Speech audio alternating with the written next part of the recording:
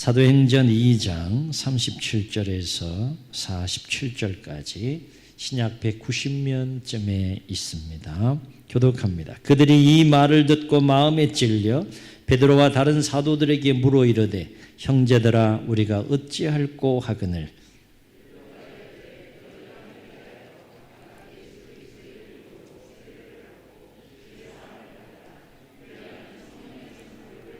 이 약속은 너희와 너희 자녀와 모든 먼데 사람 곧 주 우리 하나님이 얼마든지 부르시는 자들에게 하신 것이라 하고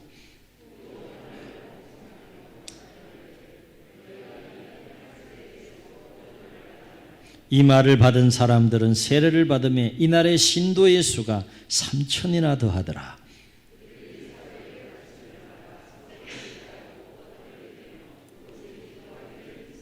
사람마다 두려워하는데 사도들로 말미암아 기사와 표적이 많이 나타나니 또 재산과 소유를 팔아 각 사람의 필요를 따라 나누어주며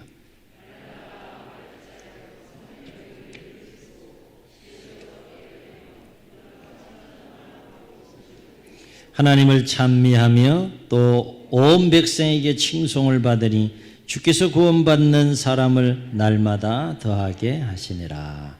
아멘.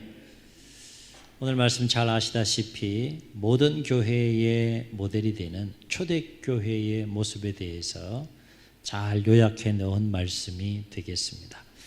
우리 교회가 1971년 9월 13일에 창립된 지 오늘 51주년을 맞이했습니다. 많은 굴곡이 있었을 것이고 또 많은 어려움도 있었지만 그보다 더 큰 하나님의 은혜의 역사가 있었기에 오늘까지 여기까지 오게 된 줄로 믿습니다. 그러나 또 우리가 지난 세월 동안 하나님께서 부어주신 은혜들도 있지만 또 우리가 감당해야 될 새로운 희년의 역사를 써가면서 감당해야 될 또 새로운 교회의 사명들이 있고 숙제가 있는 줄로 믿습니다. 오늘 역사 속에 실제 했던 초대교회의 모습을 우리가 또 거울 삼아 또 살펴보고 묵상하면서 새로운 희년의 역사를 써가는 우리 교회가 새롭게 회복하고 더 힘써야 될 부분이 무엇인지 돌아보면서 또 함께 기도하는 그런 시간이 되었으면 좋겠습니다. 초대교회는 어떤 교회였을까? 라고 하는 질문에 대하여서 여러 가지로 대답할 수 있을 것입니다. 그런데 오늘 크게 오늘 창립주일을 맞이해서 세 가지 초대교회의 모습에 대하여 함께 생각해 보려고 합니다. 첫째는 초대교회는 성령이 충만한 교회였다는 거예요. 아시다시피 초대교회는 예수님께서 부활성천하시기 전에 제자들에게 약속하신 성령을 기다리라 라고 말씀하신 그 약속의 말씀을 붙잡고 간절히 그 성령을 사모하고 기다리면서 마가다락방이라고 하는 곳에서 120문도가 오로지 그 약속한 성령의 임재를 사모하며 간절히 기도하는 가운데 때가 차서 오순절 날이 임할 때 강력하고 충만한 성령의 임재 가운데 탄생한 교회가 바로 초대교회였음을 성경은 우리에게 가르쳐 줍니다. 초대교회가 성령이 충만한 교회였다라고 하는 것은 어떤 의미를 가지고 있을까? 두 가지 중요한 의미가 여기에 담겨 있어요. 성령이 충만한 초대교회라고 하면 첫째는 초대교회는 하나님의 은혜가 충만히 임하는 교회였다는 거예요. 아멘. 교회 안에는 하나님의 은혜가 충만히 임해야 할 줄로 믿습니다. 초대교회가 그런 교회였다라고 하는 거예요. 그래서 초대교회는 실제로 살아계신 그 하나님의 권능의 역사를 풍성하게 체험하고 경험하는 교회였음을 말씀을 통해서 보게 돼요. 그래서 오늘 말씀 보면 성령의 충만한 역사 가운데 복음과 말씀의 능력이 강력하게 임하고 역사하는 모습을 보게 되고요.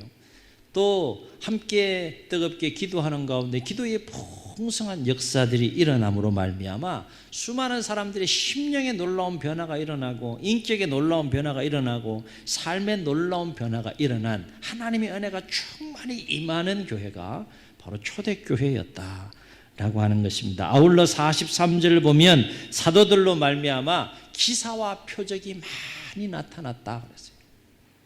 실질적으로 가시적으로 하나님의 권능의 역사를 체험하고 경험하는 교회가 바로 초대교회였다라고 하는 것입니다.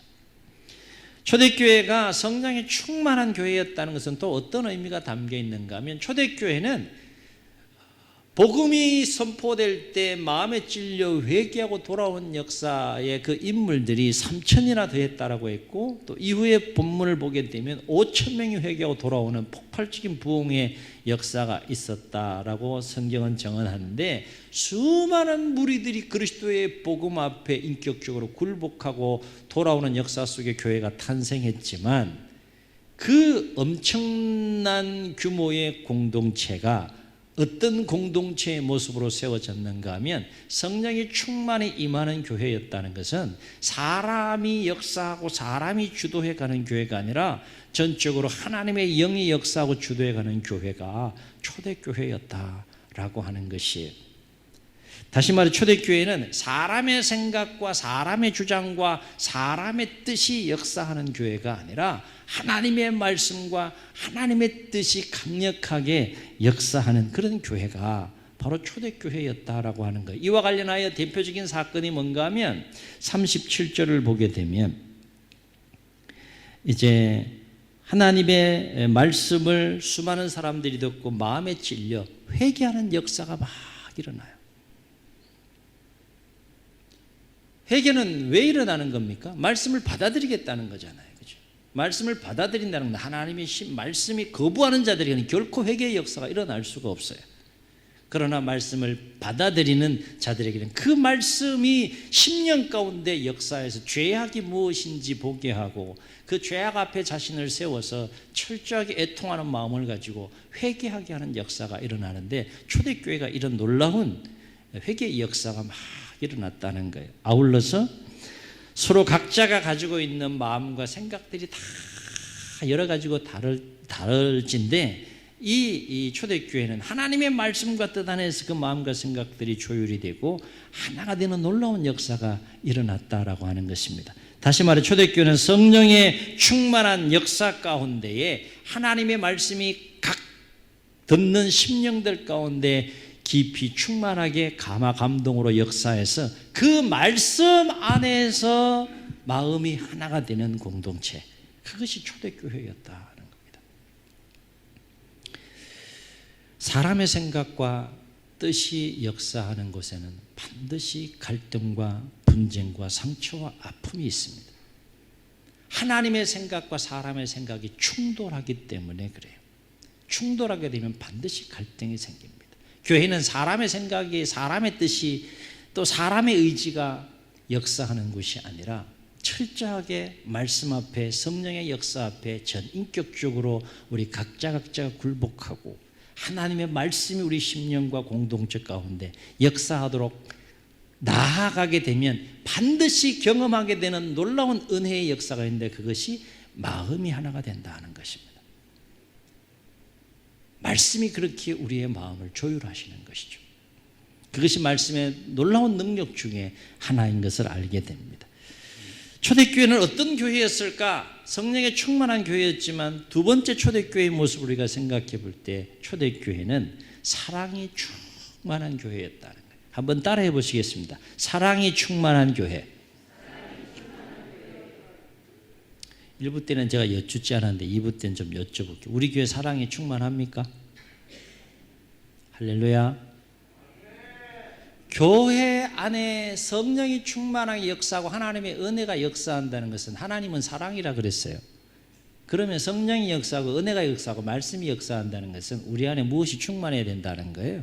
사랑이 충만해야 된다는 거예요. 어느 정도로 초대교회는 사랑이 충만한 교회였는가? 말씀 보면 모든 믿는 자들이 함께 있어 모든 물건을 서로 통용하고 나눌 정도로 사랑이 충만한 공동체가 바로 초대교회였다라고 하는 것입니다. 다시 말해, 초대교회는 서로 미워하지 않았다는 거예요. 정오하지 않았다는 겁니다.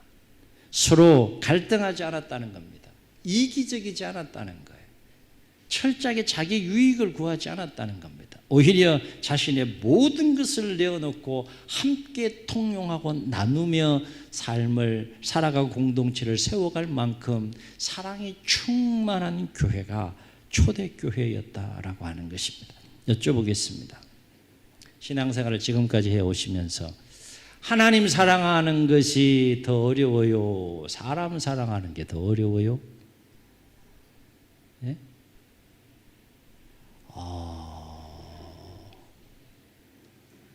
하나님을 사랑하는 게 더 어려워요? 사람을 사랑하는 게 더 어려워요? 둘 다 어렵죠? 그죠? 둘 다 어려운데 제가 생각하기에는 하나님을 사랑하는 것보다 사람을 사랑하는 게 더 어려운 것 같아요. 같은 사람인지라 사람이 사람을 사랑하는 것이 참 어려운 것 같습니다. 그러나 성경의 제1계명이 뭐예요? 내 마음과 힘과 뜻과 목숨을 다해 누구를 사랑하라? 하나님을 사랑하라. 그렇게만 끝납니까? 하나님의 사랑이 우리 가운데 충만하면 자연스럽게, 이건 강요가 아니라 자연스럽게 그 사랑과 은혜 안에서 누구를 사랑하라는 거예요? 이웃을 사랑하라는 거예요. 어떻게 사랑하라는 거예요? 내 몸과 같이 사랑하라는 거예요. 그것이 예수님께 주신 새 계명입니다. 새 계명. 그래서 오늘 말씀 보면 44절로 45절에 보면 참으로 놀라운 증언을 하고 있음을 보게 되는데, 믿는 사람이 다 함께 있어 모든 물건을 서로 통용하고 또 재산과 자기의 모든 소유를 다 팔아서 각 사람의 필요를 살펴 나눠주는 공동체가 초대교회였다는 거예요. 4장 32절 보면 또 이렇게 증언합니다. 믿는 무리가 한 마음과 한 뜻이 되어, 놀라운 일이 일어나는 거죠. 믿는 무리가, 그리스도를 믿고 하나님을 믿는 그 무리가 한 마음과 한 뜻이 되어 모든 물건을 서로 통용하고 자기 재물을 어느 누구도 조금이라도 자기의 것이라고 하는 이가 하나도 없더라라고 했어요. 아멘. 하여튼 이 동네는 대단한 동네예요. 1부 때도 보니까 아무도 안 놀래고 2부 때 이건 초대교회니까 가능하죠. 뭐 요즘 현대교회가 어떻게 이럴 수 있어요? 이렇게 생각할지 모르지만 보세요. 자기의 모든 재산, 모든 소유를 다 팔아서 공동체 전체를 내놓았다는 거예요. 그리고 그것을 자기의 것이라고 여기는 이가 성경이 그렇게 정언하고 있잖아요. 이런 말씀 보면 좀 놀라세요. 여러분 좀 놀라세요. 오순절 성령 강림 때 그 예루살렘에는 수많은 그 팔레스타인 땅에 있는 유대인들뿐만 아니라 각 나라 민족이 흩어진 디아스포라 유대인들이 절기를 지키기 위해서 예루살렘에 집결했단 말이에요. 집결했는데 그때 무엇이 역사합니까? 성령이 충만하게 임하고 충만하게 임한 사도들을 통하여 그리스도의 복음이 강력하게 역사하고 심령을 찌르니까 그 자리에서 회개의 역사가 일어나고, 이제 돌아가지 않는 가운데 그리스도인으로서 예루살렘에서 전혀 새로운 그 삶을 정착해 가야 하는 수많은 사람들이 있었어요. 그러면 어떤 현상이 발생하는가 하면 기존의 예루살렘에 살고 있는 그 사람들이, 그리스도인들이 각 나라 민족에서 모여든 그리스도인인 사람들의 모든 생계와 그리고 모든 삶의 터전을 책임져야 하는 이런 상황이 초대교회에 발생하게 되는 겁니다. 그러려면 오늘 이와 같은 성령의 충만한 역사 가운데, 사랑의 충만한 가운데 자기의 모든 재산과 소유를 다 내어놓고 함께 자고 함께 먹고 함께 어려움을 겪으면서 공동체를 만들어 가야 하는 역사가 일어나야 되는데, 그것이 가능했던 교회가 바로 초대교회였다라고 하는 것입니다. 참으로 놀라운 모습이 아닐 수 없는데요, 어떻게 보면 이러한 공동체가 과연 역사 속에 가능할까, 불가능하지 않을까 여겨질지 모르겠지만, 성령이 충만하게 역사하고 하나님의 사랑의 영이 충만하게 역사하면 언제든지 가능한 일인 줄로 믿습니다. 성경에서 일어나는 모든 일들은 오늘 우리의 지금 체험하고 경험할 수 있는 역사가 되는 줄로 믿습니다. 그래서 성경은 열려있는 책이에요. 닫혀있는 책이 아닙니다. 세 번째, 초대교회는 어떤 교회였을까? 초대교회는 또 한 가지 우리가 주목해야 될 모습이 있는데, 온 백성에게 칭송을 받으며 날마다 부흥하는 교회가 초대교회였다라고 하는 거예요. 이 말은 뭔가 하면, 초대교회는 교회 안에서뿐만 아니라 교회 밖에서도 인정을 받고 사랑을 받으며 선한 영향력을 미치는 공동체였고, 그로 인해서 하나님이 은혜를 베푸심으로 말미암아 날마다 부흥하고 성장해가는 교회가 초대교회였다라고 하는 것이에요. 그래서 47절 보면 이와 관련해서 이렇게 정언합니다. 온 백성이 칭송을 받으니 주께서 구원받는 사람을 날마다 더하게 하시니라. 아멘. 그렇다면 어떻게 초대교회는 이렇게 성령이 충만한 교회가 되고 사랑이 충만한 교회가 되고 온 백성에게 칭송을 받으며 부흥하고 성장하는 교회가 될 수 있었을까? 사람도 이 일을 위해 수고하고 헌신하고 노력하는 부분들이 분명히 성경을 통해서 보면 있지만, 이것은 사람의 힘으로만 가능했던 공동체가 아니라 반드시 절대적인 하나님의 은혜와 역사가 있을 때 가능한 공동체라고 하는 거예요. 성령의 역사는 하나님이 역사해야 됩니다. 모두의 마음을 조율하고 하나 되게 하는 그 사랑의 공동체가 되려면 하나님이 역사해야 돼요. 구원받는 사람을 누가 더하게 하셨다 그랬어요? 사람이 헌신하지만 누가 더하게 하셨다 그랬어요? 자라게 하시고 열매를 맺게 하시는 누구라 그랬습니까? 주께서 구원받는 사람을 날마다 더하게 하시니라. 아멘. 하나님의 절대적인 은혜와 도우심의 역사가 있을 때 가능한 공동체라고 하는 거예요. 그래서 초대교회가요, 성령이 충만하고 사랑이 충만하고 칭송받고 부흥하는 교회로 세워가기 위해서 두 가지 충실하고 두 가지 공동체가 마음을 같이하여 또 집중한 삶이 있는데, 첫 번째는 뭔가 하면 하나님의 은혜를 간절히 사모하며 그 하나님의 은혜를 받는 삶에 충실했다라고 하는 거예요. 이를 위해서 세 가지 몸부림치는 모습을 오늘 말씀을 통해서 보는데, 하나님의 은혜를 받아야 되지 않겠어요? 하나님의 은혜를 받기 위해서 이 초대교회가 세 가지 힘쓰게 되는데, 첫째는 서로 마음을 같이하여 오로지 기도하는 일에 힘썼다 하는 거예요. 교회는 함께 마음을 같이 해서 기도하는 공동체가 되어야 되는 이유가 여기에 있는 겁니다. 오늘 42절 보면 그들이 오로지 기도하기를 힘썼다라고 했어요. 그렇게 간절히 하나님의 은혜를 사모하며 나아가는 거예요.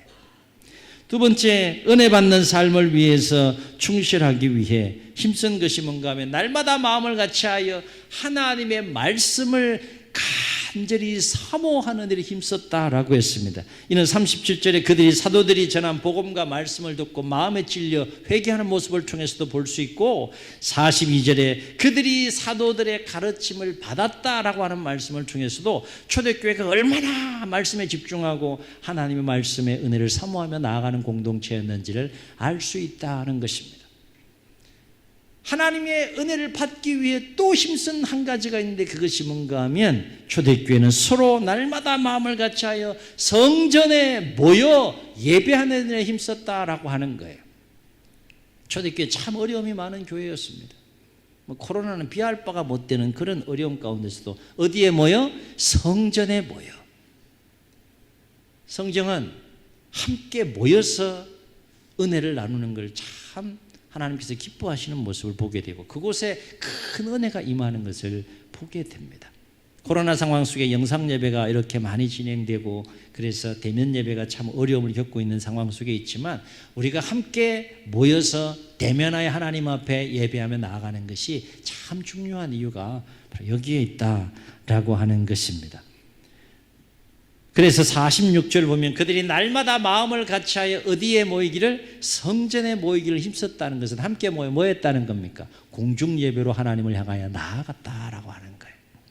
그렇습니다. 초대교회는 이렇게 날마다 마음을 같이하여 오로지 기도하는 일에 힘쓰고 말씀을 사모하는 일에 힘쓰고 하나님을 향하여 예배하는 일에 힘쓰므로 말미암아 하나님의 은혜를 간절히 사모하며 그 하나님의 풍성한 은혜를 받기 위해 힘쓰고 애쓰고 충실하고 노력한 공동체가 초대교회였다는 거예요. 그러나 우리가 한 가지 더 말씀을 통하여서 초대교회의 모습과 관련하여 주목할 것은 뭔가 하면, 초대교회는 이렇게 하나님의 은혜를 간절히 사모하며 받는 삶에만 충실한 것이 아니라 하나님께서 부어주신 그 은혜를 나누는 삶에도 충실한 공동체였다는 겁니다. 받고 끝나게 되면 고여서 썩는 거 아니겠어요? 흘러야 됩니다. 생명하는 것은 다 움직이고 흘러야 되는 거예요. 초대교회는 어마어마한 하나님의 은혜가 임했고요, 그 받은 은혜를 나누는 삶에 충실한 공동체가 초대교회였다는 거예요. 이 하나님의 은혜를 받은 것을 서로 나누기 위해서 초대교회가 세 가지 몸부림친 것이 있는데, 첫 번째는 뭔가 하면 서로 주 안에서 신령한 교제를 나누는 일에 힘썼다라고 하는 거예요. 42절 보면 그들이 사도의 가르침을 받는 것으로, 은혜 받는 것으로 끝나지 않았다는 겁니다. 받아서 뭐 했다는 거예요? 서로 교제하며 떡을 뗐다라고 그렇게 강조하는 것을 보게 돼요. 은혜 받고 나누는 교제가 풍성했다라고 하는 것입니다. 46절 47절 보면 날마다 마음을 같이하여 성전에 모이기를 힘썼다는 것은 은혜 받는 삶에 충실한 거예요. 그러나 또 무엇에 충실했다 그랬습니까? 집에서, 여러분 잘 주목하세요. 집에서 떡을 떼며 기쁨과 순전한 마음으로 뭘 나누며? 음식을 나누며 하나님을 찬미했다. 그것이 초대교회였다는 거예요. 코로나 시대 속에서 참 성도의 교제가 참 어려운 시대 속에 우리가 살고 있고, 한국교회가 이 식탁교제로 인하여서 참 많은 어려움을 겪고 있습니다. 우리 교회도 예외는 아니고요. 여전도회가 참 어려움 속에서도 서로 마음을 또 시간을 또 삶을 헌신해서 매주 또 식탁을 이렇게 준비해 주고 계신데 참 감사한 일이에요. 제가 늘 기회 있을 때마다 말씀드리는 것은 밥은 밥의 문제가 아니다 하는 거예요. 밥의 문제를 넘어서는 교회의 본질을 회복하는 거룩한 몸부림 중에 하나이다. 초대교회가 그 모습을 지금 보여주고 있는 거예요. 은혜 받고 집에 모여서 떡을 떼고 음식을 먹으면서 기쁨과 순전한 마음으로 하나님을 찬양하며 신령한 교제를 나누었던 교회가 초대교회였다 하는 겁니다. 그래서 교회가 어려워도 이 교제를 계속해서 회복해 가야 하는 거룩한 몸부림 속에 있어야 되는 이유가 여기에 있는 것이죠. 지금 구역 예배도 우리가 사실 그런 측면에서 해 가야 되는데, 코로나 상황 속에서 지금 우리가 또 주의를 보면서 감당해 가야 하지만, 여하튼 교회로 교회되기 위해서는 이 받은 은혜를 함께 나누는 성도 간의 신령한 교제가 충만하게 일어나야 한다라고 하는 것입니다. 또 초대교회는 하나님께 받은 은혜를 나누는 삶에 충실하기 위해서 무엇에 힘썼는가 하면 각 사람의 필요를 살펴서 그 각 사람의 필요를 채워주고 나누는 일에 힘쓰는 모습을 보게 돼요. 앞서 나누었던 것처럼 44, 45절에 보면 참으로 놀라운 그 증언을 성경이 하고 있는 걸 보게 되지 않습니까? 모든 믿는 사람인 자신의 모든 재산과 소유를 다 내어놓고 모든 물건을 서로 통용하며 각자의 필요를 살펴서 나누어주는 공동체, 그것이 바로 초대교회의 모습이었다라고 하는 거예요. 초대교회는 그리하여 소유 공동체가 아니라 소유한 것을 어떻게든 이웃들과 함께 더 많이 나눌까 하는 나눔의 공동체가 바로 초대교회였다라고 하는 것이고, 오늘 한국교회가 이 부분에 대해서 참 많이 약한데요. 우리 교회도 마찬가지 지역사회를 위해서 또 한국교회를 위해서 나라와 민족을 위해서 열방을 위해서 우리가 해야 될 일이 얼마나 많아요. 기도하시면서 함께 또 이 부분도 우리가 회복하고 열심을 내가야 할 일 중에 하나라고 믿습니다. 또 한 가지 받은 은혜를 나누는 삶을 위해서 초대교회가 힘쓴 것이 있는데, 사실 이것이 가장 중요한 나눔의 역사라고 할 수 있어요. 성도 간의 신령한 교제 나누는 거 중요합니다. 그리고 서로의 필요를 채워주고 또 나누는 것 참 중요한 겁니다. 무엇보다도 교회가 나누어야 될 가장 중요한 나눔이 있는데, 초대교회의 그 심령들을 놀랍게 변화시키고 인격을 변화시키고 삶을 변화시키고 인생을 놀랍게 변화시킨 예수 그리스도의 복음을 나누는 일에 충실하고 힘쓰고 노력한 공동체가 초대교회였다는 겁니다. 복음의 증인이 되는 삶에 충실했다는 거예요.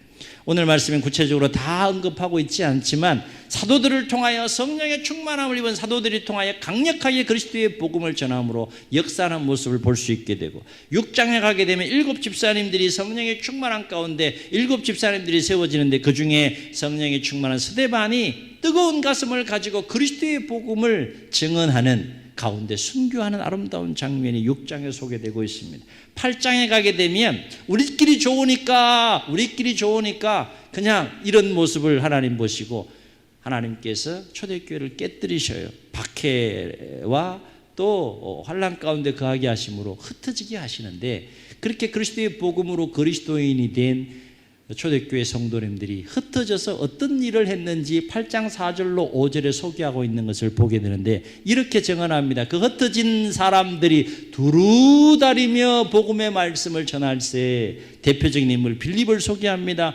빌립이 사마리아 성에 가서 그리스도를 백성에게 전파하니라고 말합니다. 복음을 전하고 복음을 나누는 일에 충실하고 힘쓰고 애썼던 교회가 초대교회였다라고 하는 것입니다. 그렇습니다. 교회의 모델이 되는, 모든 교회의 모델이 되는 초대교회는 날마다 마음을 같이하여 하나님의 은혜를 간절히 사모하며 그 은혜를 받기 위해 몸부림쳤던 공동체고, 그것으로 끝나지 않고 받은 은혜를 함께 성도와 나누고 교회 밖의 이웃들과 함께 나누고 그 나누는 삶에 충실했던 교회가 우리가 오늘 성경에서 만나는 초대교회의 모습이다라고 하는 것입니다. 오늘 우리 교회는 뜻깊은 주일을 맞이하여 교회 창립 51주년으로 하나님 앞에 나아갑니다. 우리가 거울 앞에 있으면 우리의 모습이 보이지 않습니까? 그래서 흐트러진 것들을 가지런히하고 정리하는 우리 일을 하게 되는데, 오늘 초대교회에 대한 성경의 말씀이 거울이 되어서 오늘 우리 교회가 또 새롭게 회복하고 새롭게 힘쓰고 새롭게 노력해야 될 것이 무엇인가 돌아보면서 또 계속 기도하며 나아가는 가운데 초대교회를 향하여 더 가까이 나아갈 수 있는 또 우리 교회의 모습이 될 수 있기를 주의 이름으로 축원합니다. 그래서 오늘 초대교회의 모습이 우리 모두에게 거룩한 도전이 되어서 초대교회 성도님들이 하나님의 은혜를 받기 위해 간절히 사모하며 오로지 기도하기에 힘쓰고 말씀을 사모하는 일에 힘쓰고 함께 모여 예배하는 일에 힘쓰므로 노력하고 몸부림쳤던 공동체가 됐던 것처럼 우리 교회도 그런 교회로 세워져 갈 수 있기를 주의 이름으로 축원하고, 아울러 받은 은혜가 개인적이든 공동체적으로 임했든지 간에 그 은혜를 함께 나누는 일에 또 귀하게 열심을 내고 또 노력하는 가운데 앞으로 새롭게 써가는 또 신년의 역사 가운데 성령이 충만하고 초대교회처럼 사랑이 충만하고 온 백성이 칭찬받고 부흥하고 성장해가는 가운데 더 귀하고 탁월하게 마지막 시대에 쓰임받는 교회로 역사해 갈 수 있기를 주의 이름으로 축원합니다. 축원합니다. 우리 말씀을 기억하시면서 함께 찬양하시고 우리 함께 기도하시겠습니다. 기도하는 마음으로 찬양합시다.